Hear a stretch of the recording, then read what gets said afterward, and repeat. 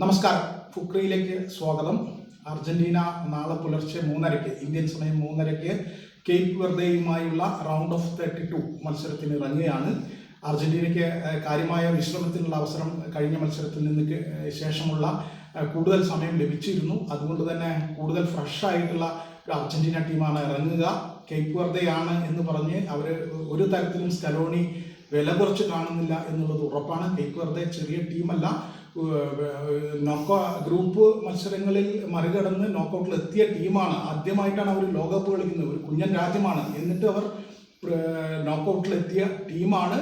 മാത്രമല്ല, ഗ്രൂപ്പ് സ്റ്റേജിൽ ഉറുഗ്വേയൊക്കെ പോലുള്ള ലാറ്റിൻ അമേരിക്കൻ ശക്തിക്കെതിരെ 2 ഗോളടിച്ച് സമനിലയാക്കിയ ടീമാണ് കേപ്പ് വെർദെ.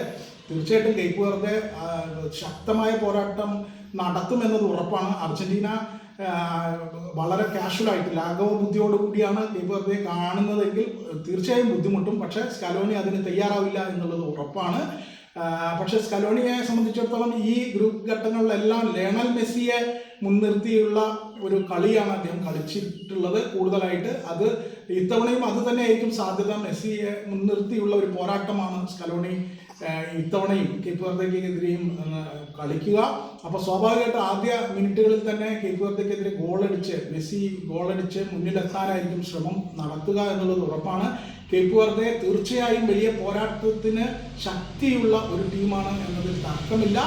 അതുകൊണ്ട് തന്നെ അക്കാര്യത്തിൽ അർജന്റീന ഒരു ലാഘവത്തോടെയും ആ കളി കാണില്ല എന്നുള്ളത് ഉറപ്പാണ്. അർജന്റീന 3 കളികളും ഗ്രൂപ്പ് ഘട്ടത്തിൽ 3 കളികളും ജയിച്ചിട്ട് നല്ല ആത്മവിശ്വാസത്തോടെയാണ് വരുന്നത്.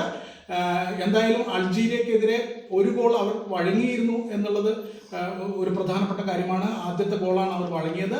എന്തായാലും ആ ഗോൾ വഴങ്ങി എന്നത് അവരെ സംബന്ധിച്ചിടത്തോളം പ്രധാനപ്പെട്ട ഒരു കാര്യമാണെങ്കിലും അവരെ 3 കളികളും ജയിച്ചിട്ടാണ് അവർ വരുന്നത് എന്നത് അവരുടെ ആത്മവിശ്വാസം വർദ്ധിപ്പിക്കുന്നുണ്ട്.